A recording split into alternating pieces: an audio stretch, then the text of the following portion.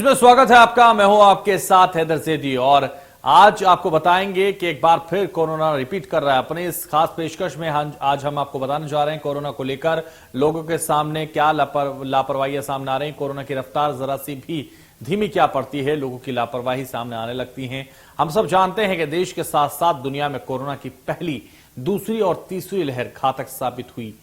ये महामारी लाखों करोड़ों जिंदगियों को निगल गई है, बावजूद इसके लोगों की लापरवाही कम होने का नाम नहीं ले रही है। आपको बता दें, सबसे पहले कोरोना वायरस चाइना से आया और जिसके बाद विश्व भर में फैला और कोरोना की जमकर तबाही मची। अब एक बार फिर कोरोना के केस बढ़ने लगे हैं। इसके चलते चीन में चिंता के हालात पैदा हो गए हैं। चीन के कई शहर ऐसे हैं जहां सरकार ने लॉकडाउन लगा दिया है। कोरोना के कारण लगाए गए लॉकडाउन के चलते करीब 5 करोड़ चीनी लोग घरों में कैद हैं और जानकारी के मुताबिक ओमिक्रॉन वेरिएंट का नया स्वरूप चीन में फैल चुका है। ऐसे में देश में भी चौथी लहर की आशंका तेज हो गई है।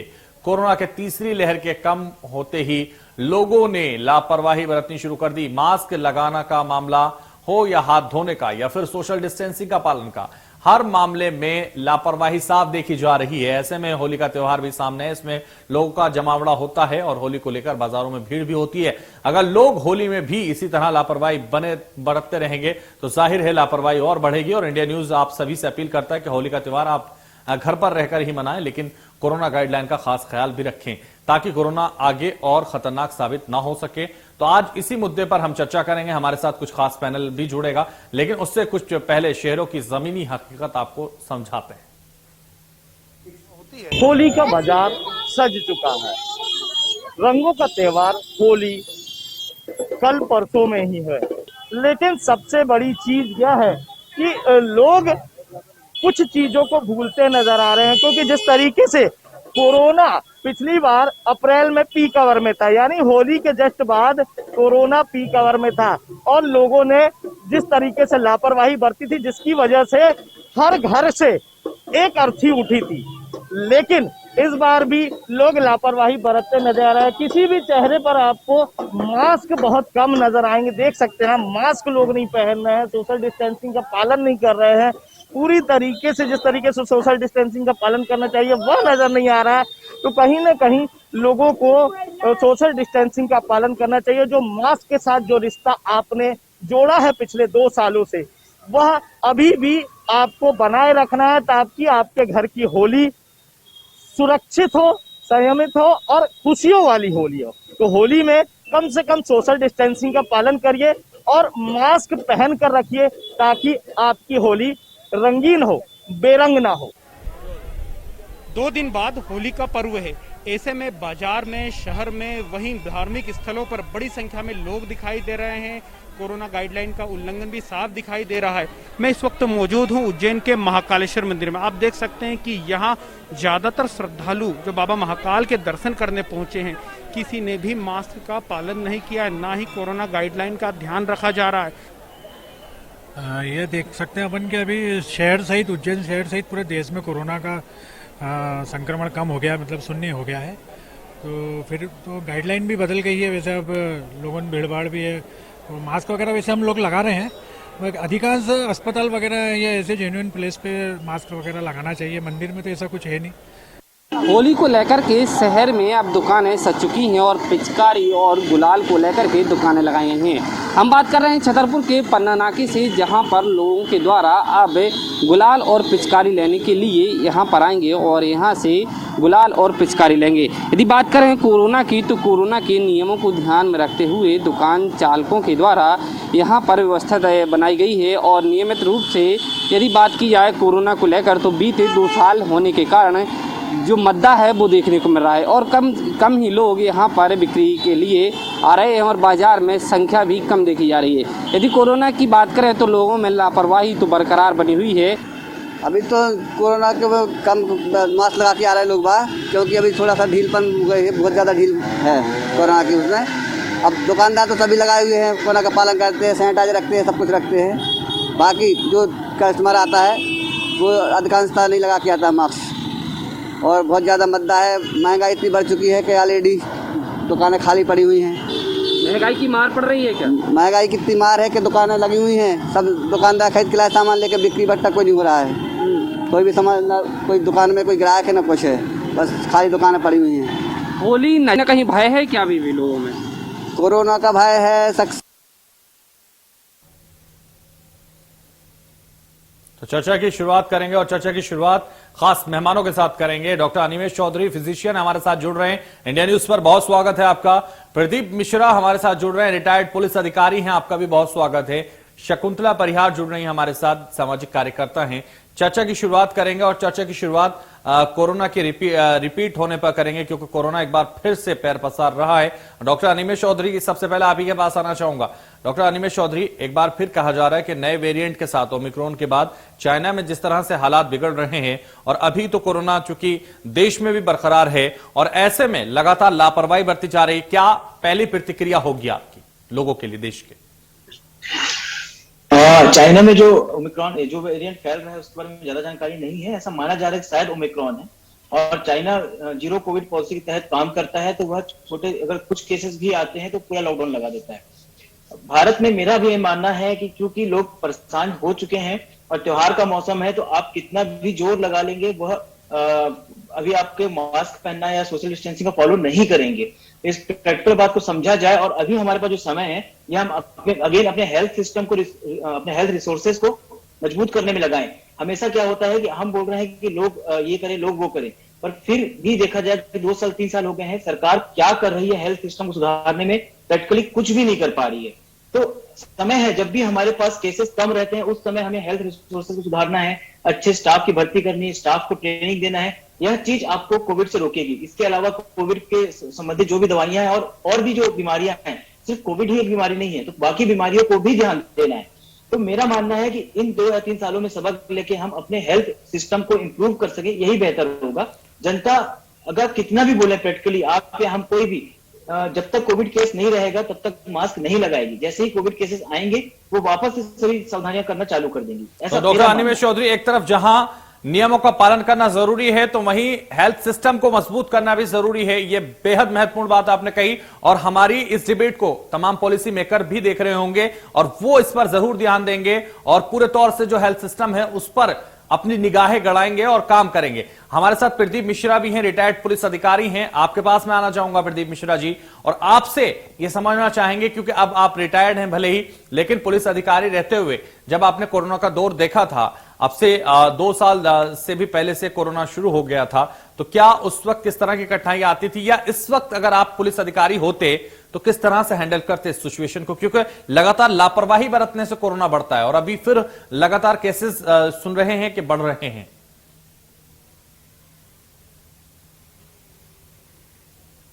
मिश्रा जी, आपकी आवाज मुझ तक नहीं पहुंच पा रही है, शायद आपने माइक को अनम्यूट नहीं किया सर। जी मिश्रा जी, आपकी आवाज सुन पा रहा हूं। हेलो जी।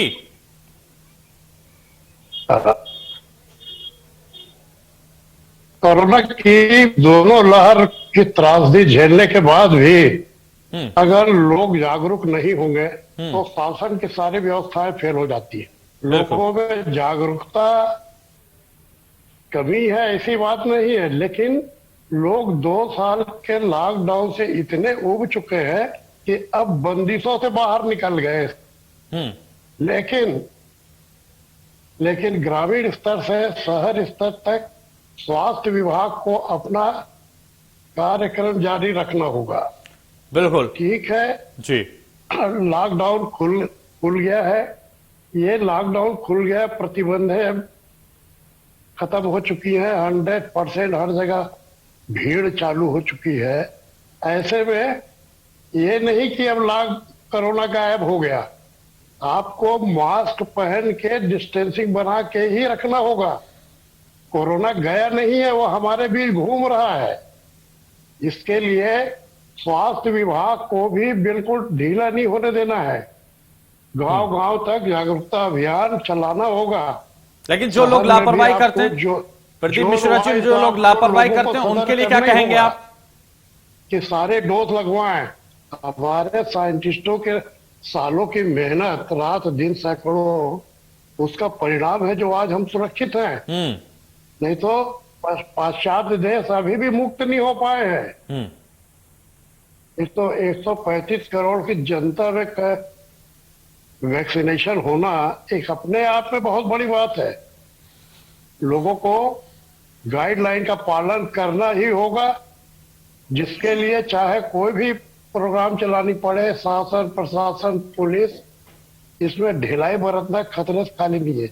बिल्कुल, तो ढिलाई बरतना खतरे से खाली नहीं है और शासन प्रशासन को मिलकर, पुलिस अधिकारियों को मिलकर कोई भी कानून अपनाना पड़े, कोई भी नियम अपनाना पड़े, लेकिन वो कड़ाई से पालन कराने का दायित्व सरकार का होना चाहिए, अधिकारियों का होना चाहिए। ये सबसे महत्वपूर्ण है। और लगातार हमारे साथ शकुंतला परिहार भी हैं। शकुंतला परिहार सामाजिक कार्यकर्ता हैं, आप कैसे देखते हैं? क्योंकि कोरोना से अगर रहेंगे सावधान तभी नहीं हो सकते दोबारा परेशान, सावधानी रखने की जरूरत है, इसलिए प्रतिक्रिया आपकी चाहूंगा। जी नमस्ते, मैं शकुंतला सिंह। मैं भी ये कह रही हूँ कि हमने 2 साल बाद, हम भले कोरोना खत्म नहीं हुआ है, हम ये भी कह सकते हैं हमें सावधानी भी रखनी पड़ेगी। कलर जो आजकल बहुत केमिकल्स आ रहे हैं उनका भी हमें बहुत केयरफुल होना पड़ेगा, क्योंकि काफी लोग कोरोना से संक्रमित रहे हैं और कुछ न कुछ लंग्स पे तब के इफेक्ट पड़ा ही है। तो ये जो कलर्स होते हैं इनका भी इफेक्ट हमारे लंग्स पे होते हैं, तो हमें बहुत सावधानी से नेचुरल फ्लावर से खेलें, नेचुरल कलर से खेलें, ये सभी के स्वास्थ्य के लिए भी बहुत अच्छा है। तो बिल्कुल, जिस तरह से समाज में आप देखते होंगे, क्योंकि आप सामाजिक कार्यकर्ता हैं, तो समाज में जो लोग हैं वो कोरोना जरा सा कम होता है, कुछ ही मात्रा में जो केसेस हैं वो कम होते हैं और फिर लोग लापरवाही की तरफ बढ़ जाते हैं। और अब होली आ रही है, होली में भी लोग एकजुट होकर और सोशल डिस्टेंसिंग का पालन ना करके खूब एक दूसरे के साथ होली खेलेंगे, ये बड़ा नुकसान हो सकता है। शकुंतला परिहार जी। जी, जैसे हम कहते हैं कि लापरवाही करी और दुर्घटना घटी, वही हाल हो सकता है। हमें अभी भी मास्क का यूज करना चाहिए, क्योंकि अभी हमारे बीच कोरोना हमें एकदम पूरी तरह से खत्म नहीं हुआ है। अगर हम सावधानी रखेंगे तो आगे भी चलकर हम इस बीमारी से बिल्कुल पूरी तरह से लड़ सकते हैं।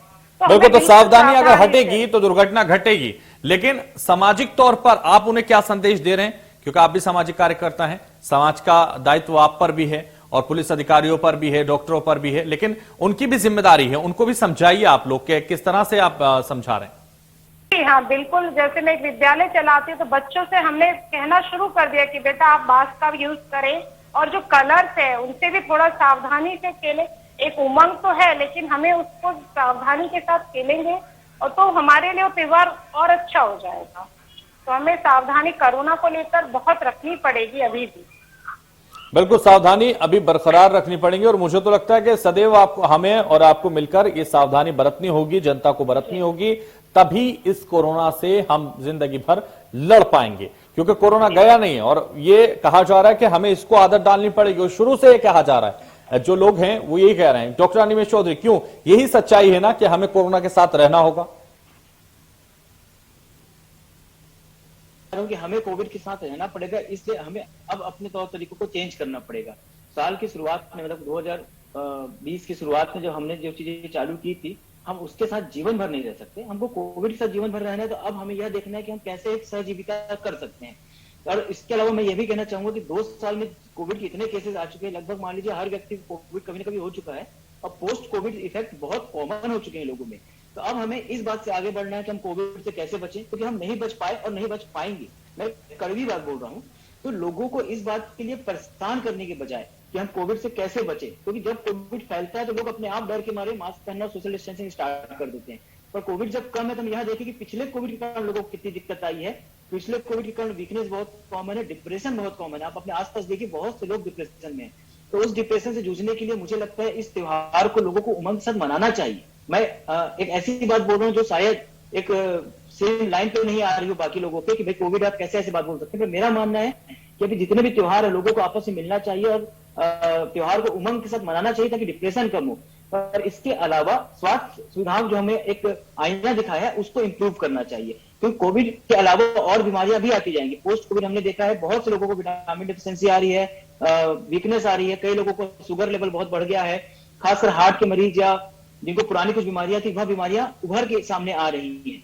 तो और इसके अलावा यह भी हमने देखा है कि किस तरह हमने अपने स्वास्थ्य के साथ खिलवाड़ किया। हम खुद एक सीडेंटरी लाइफस्टाइल में जा चुके थे, कोई भी अब हेल्दी लाइफस्टाइल नहीं अपना रहा था। तो हमें इन चीजों को सीखना चाहिए, हमें थोड़ा सा आउट ऑफ बॉक्स सोचना चाहिए कि हमने क्या गलतियां की थी और हम उन गलतियों को कैसे सुधारें, ताकि भविष्य में कोविड या कोई भी दूसरी बीमारी आए तो हम उतने ज्यादा इफेक्ट ना हो पाए जितना इस बीमारी ने हमें किया था। बिल्कुल, ये भी काफी महत्वपूर्ण है कि हमें सीखने की जरूरत है। जो गलतियां हमने पहले की और उसके बाद जो लापरवाहियां हमने पहले की और रिजल्ट आए, अब हमें उससे सीखने की जरूरत है, हमें उस चीजों का सामना करने की जरूरत है, हमें उन बीमारियों का सामना करने की जरूरत है। और ये काफी महत्वपूर्ण बात डॉक्टर अनिमेष आपने कही है कि जिस तरह से कोरोना बीमारी है उसके साथ कई और बीमारियां भी हैं, उनका भी खास ख्याल रखना है, क्योंकि ज्यादा नुकसान उन्हीं को होता है जिसे और बीमारियां भी होती हैं और बीच में कोरोना हो जाता है, और इसी डिसीज की वजह से कहीं ना कहीं वो मौत को अपने करीब मान लेते हैं और वो मौत के हवाले हो जाते हैं। तो ये कब सबसे महत्वपूर्ण है। और प्रदीप मिश्रा जी, आपके पास आना चाहूंगा।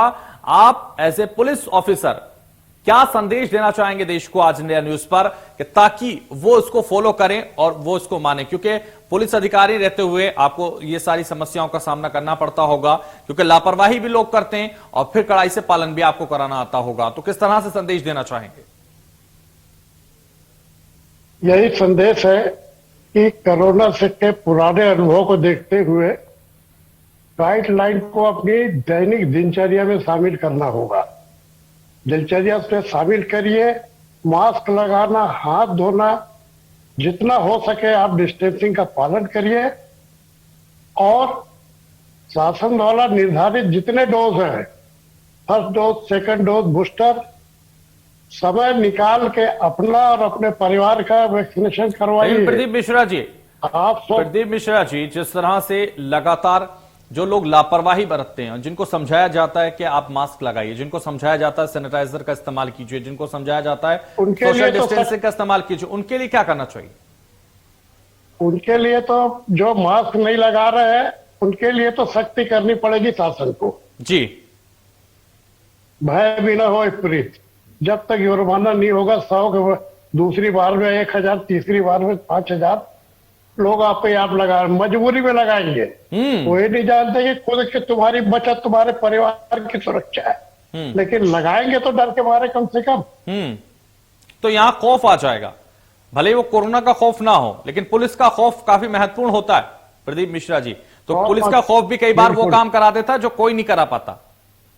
बिल्कुल बिल्कुल। तो इसलिए कहीं ना कहीं उन्हें डिस्टेंसिंग बना के रखे, भीड़ भाड़ ज्यादा न होने त्योहार बार में जी, ये आंदोलन जुलूस में ज्यादा सख्ती से डिस्पर्स किया जाए, ज्यादा भीड़ इकट्ठी ना हो। कोरोना अभी एक को होगा मतलब कोई स्प्रेड हो जाएगा पूरा, फिर वही पुरानी स्थिति आ जाएगी। बिल्कुल वही पुरानी स्थिति आ जाएगी। और इसीलिए हम सबको समझने की जरूरत है, हम सबको लापरवाही से बचने की जरूरत है। शकुंतला जी, जिस तरह से लापरवाही लोग करते हैं, शकुंतला जी के पास मैं आना चाहूंगा, प्रदीप जी आपको रोकना चाहूंगा। और शकुंतला जी, आपसे मैं जानना चाहूंगा कि जिस तरह से लोग लापरवाही करते हैं, आप भी सामाजिक कार्यकर्ता हैं तो उनको देखते होंगे, लापरवाही बरतते हुए भी लोग सामने आते होंगे, कई बार आपको भी कहना पड़ता होगा मास्क लगाइए, ख्याल रखिए, लेकिन कई लोग ऐसे हैं कि वो दरकिनार कर देते हैं इन सब चीजों को और फिर कहते हैं कि हमें पता नहीं था। उनके लिए क्या कहना चाहेंगे आप? जी, आप तो बिल्कुल सही कह रहे हैं कि अभी भी लोगों ने ऐसे सोच लिया कि जैसे कोरोना है ही नहीं। मैंने अभी बहुत लोगों को टोका कि आप लोग मास्क, अरे अब तो कुछ नहीं है, ये सवाल आता है उन लोगों से। लेकिन ये जो अभी हमने कहा कि पुलिस अगर सख्ती करे, फाइन लगाए, अभी भी जो लोग मास्क नहीं लगा रहे, तो एक बहुत बड़ा बदलाव आएगा, क्योंकि हर जगह से ढिलाई हो चुकी है। अब पहले पुलिस प्रशासन भी ध्यान देता था, जो बिना मास्क के उन पे फाइन लगाया जाता था, लेकिन अब ये पूरी ढिलाई आई है। और मेरा एक स्लोगन रहेगा कि आप तो होली तो खेलें, लेकिन टोली में ना खेलें। आप उस फेस्टिवल का एंजॉय कर सकते हैं, ज्यादा लोगों से ना मिले, टोलियां ना बनाएं, तो वो भी एक बहुत बड़ी सेफ्टी रहेगी। बिल्कुल, होली तो खेलें लेकिन टोली में ना खेलें। अनिमेष चौधरी जी, क्या सोचते हैं आप? होली ना खेलें लेकिन होली तो खेलें लेकिन टोली में ना खेलें, ये काफी अच्छा नारा दिया है और ये देश को बचाने के लिए काफी लाभप्रद होगा।